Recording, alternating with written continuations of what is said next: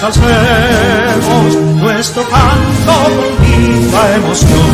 Muy buenos días, amigos y amigas de Patria para Siempre y Patria para Todos. En nuestro segundo día de este trabajo en contra de la ignorancia política, nos encontramos con que la violencia en la República Dominicana, el auge de la violencia va en aumento. El gobierno ha tenido que tirar la guardia a la calle y eso es el reflejo de una situación que va creciendo cada vez más, pero que tenemos que pensar muy bien en qué ayudar a mejorar la delincuencia, a que esta disminuya, que no sea solamente el uso de la fuerza.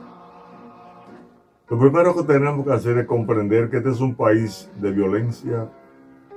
Aquí se sigue la violencia y los políticos también alimentan más las condiciones para que haya más violencia. Donde quiera que hay injusticia, donde quiera que hay corrupción, donde quiera que hay un déficit acumulado de déficit social, donde quiera que los gobiernos no cumplen con el papel de hacer una redistribución como manda la Constitución, se van a producir esos problemas. Máxime en un país como el nuestro. ¿Cuál es el modelo de gobierno que ha triunfado aquí? Hasta 1965 triunfaron los modelos que estableció Santana. Pedro Santana fue varias veces al poder. Buenaventura Báez, varias veces al poder.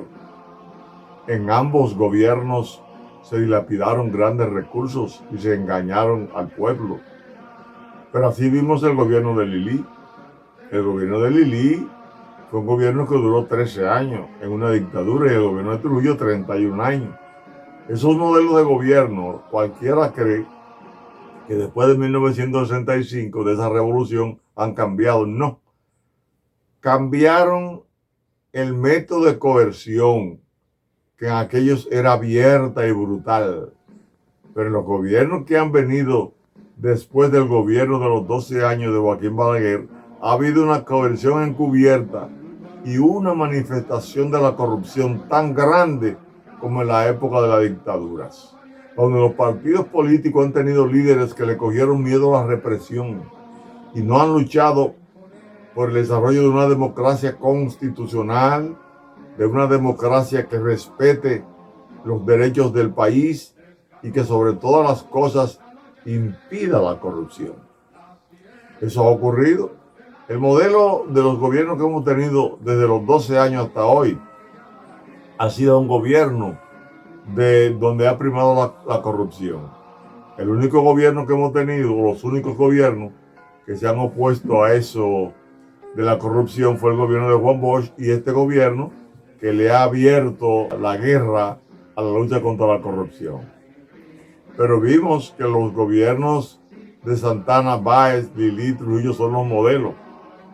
El gobierno de Bosch no es el modelo de los políticos que han gobernado desde 1978 a la fecha. Es el modelo balaguerista de dominación en base a la corrupción en él y a la criminalidad en él. Los demás, la corrupción, porque han inventado una manipulación de la publicidad para crear entonces líderes artificiales que la gente se adhiera, lo siga a ellos en función de una foto bonita, en función de una mercadología política que entre a los nervios de la gente y pueda realmente inducirla a votar por una persona por la apariencia. La demagogia se ha impuesto. La única manera que podemos nosotros encontrar para poder satanizar ese modelo de la corrupción, ese modelo donde las elecciones quienes ganan son la gran mayoría de la gente que tiene recursos provenientes de la corrupción y el narcotráfico, que da dinero suficiente para ellos poder pagar grandes publicitarias que sepan cómo manipular a las masas votantes como si fueran realmente las masas de consumidores de artículos, de esos artículos que se anuncian de manera permanente en los medios de comunicación y también de manera directa en esa publicación visual que vemos. Nosotros por eso hemos iniciado la lucha contra la ignorancia política, porque es justamente la ignorancia política que permite que el pueblo sea engañado de esa manera. ¿Qué ocurriera si los partidos políticos educaran a cada uno de sus militantes, a cada uno de sus cuadros políticos, a la sociedad dominicana, para decirle que política no es el arte de lo conveniente para ser corrupto, sino el arte de lo conveniente para poder gobernar en favor de los pueblos, para poder servirle al colectivo nacional, al desarrollo integral de toda la sociedad dominicana, como establece el artículo 216 que ya mencionamos en el pasado trabajo en su numeral 3. ¿Qué pasaría si la República Dominicana emprendieran los partidos políticos que son los que tienen el monopolio de llevar los candidatos? Ellos asumieran la responsabilidad de entender que tienen que asumir el papel que le asigna la Constitución de la República en el artículo 6, donde todas las personas u órganos que tengan potestades públicas tienen que someterse al mandato de la Constitución, norma suprema y fundamentos jurídicos del Estado Dominicano. Si se entendiera que el artículo 16 obliga a los partidos políticos a sujetarse a llevar a cabo la democracia interna, a practicarla, así como la transparencia, si se entendiera el mensaje ya dado también por el artículo 75, numeral 12, donde el deber de un ciudadano es luchar por el fortalecimiento de la calidad de la democracia, la defensa del patrimonio público y el ejercicio transparente de la función pública. Qué importante sería. Pero los partidos políticos, en desobediencia del artículo 62 de la ley 33-18, que nos dice que todos los partidos políticos tienen que emplear el 10% de los recursos que les da el Estado Dominicano para ellos llevar a cabo sus campañas políticas, el artículo 62. No menos de un 10% tiene que invertirse en la educación, pero no lo hacen. ¿Qué pasaría si el artículo 67 de la ley 33-18 se aplicara? ¿Qué pasaría en este país si nosotros tuviéramos una Junta Central Electoral que aplicara el artículo 67, donde hay una comisión, no existe lo que llama la unidad especializada de control financiero de los partidos, agrupaciones y movimientos políticos de la Junta Central Electoral, que serán los responsables de que realmente se aplique el artículo 62, que obliga a invertir el 10% en educación que está en el artículo 34 de manera obligatoria de la ley 33-18. En ese artículo 34 se señala que el objeto de la educación política es formar ciudadanos con profunda vocación de servicio al país, dotados de la necesaria competencia y convicción democrática para el desempleo de las funciones públicas.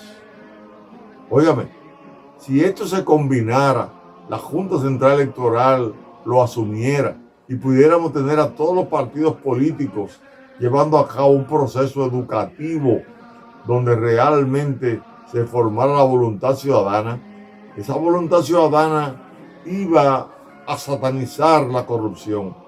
Y vas a ver que existe un artículo 246 que señala en la Constitución de la República lo que es la supervisión y control de los fondos públicos y que nos dice a todos y que debemos mantener todos presente que el control y fiscalización sobre el patrimonio, los ingresos, gastos y uso de los fondos públicos se llevará a cabo por el Congreso Nacional, la Cámara de Cuentas, la Contraloría General de la República en el marco de sus respectivas competencias y por la sociedad a través de los mecanismos establecidos en las leyes.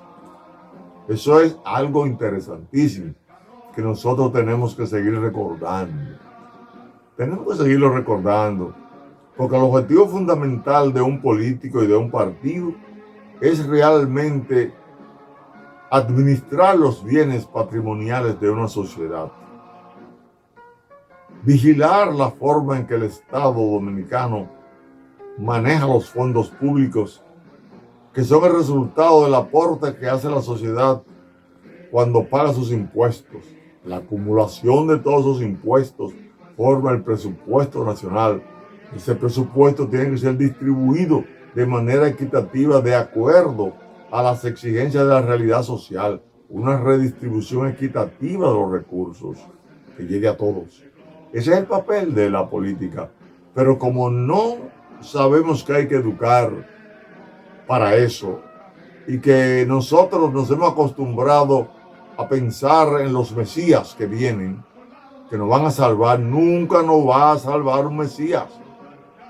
La salvación de nosotros es individual, es como la salvación de las almas. Cada uno tiene que salvar su alma. Cada uno tiene que defender el patrimonio público organizándose realmente para lograr que el Congreso de la República le dé cumplimiento al mandato del artículo 93, numeral 2. Los obliga a vigilar esos gastos del Estado. Cuando el presidente de la República lleva a cabo los informes que tiene que rendir cada 27 de febrero, el Congreso, consciente entonces, haría comisiones para verificar que esa información que le dio el presidente corresponde a la verdad. Señores, esto no es difícil. Es que ustedes se hayan recordado de los artículos que vimos en la pasada entrega, como el artículo 6, el artículo 63, numeral 13, que obliga a la educación, el artículo 216, que obliga a los partidos políticos a practicar la democracia interna y la transparencia. Señores, al artículo 75, que nos habla a nosotros de ese deber de trabajar para el fortalecimiento y la calidad de la democracia. Todas esas cosas tenemos que manejarlo. Hoy, bueno, oigan lo que hemos hablado acerca de la importancia del artículo 62 de la ley 33-18, del artículo 67, del artículo 34, del artículo 246 de la Constitución. Todos tenemos que vigilar los gastos del Estado. Así como vigilamos un negocio, usted pone un supermercado o un simple colmadito, y en ese colmadito usted diariamente tiene que vigilar las ventas. Tiene que saber cuáles artículos faltan para irlo a comprar. Saber si el dinero que se hizo ayer da para comprar las mercancías de hoy y saber si nos queda algún dinerito para pagar entonces las obligaciones que tenemos de luz, de agua, de la persona que trabaja con nosotros, del alquiler del local. Y lo que nos sobre es la ganancia neta. Eso nos va a ayudar a nosotros a saber si el negocio va bien o va mal, si va a quebrar o no. Así como se vigila un negocio, así como se vigila una empresa, tenemos que vigilar el Estado. Así que repase estos comentarios para que el próximo viernes continuemos con otros artículos de importancia, pero que ustedes hayan entendido lo que hemos dicho. Vayan a la Constitución, vayan a la ley 33-18 y ustedes se van a encontrar entonces con lo que hemos planteado, lo van a reflexionar, léalo entre sus familiares y amigos.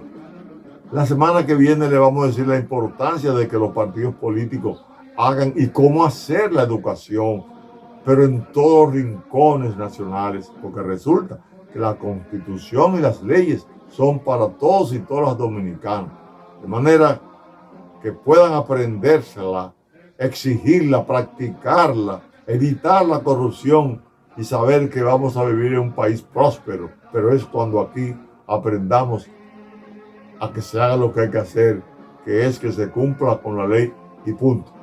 Hasta el próximo viernes. Al luchar, soldados valientes, empezó la revolución a imponer los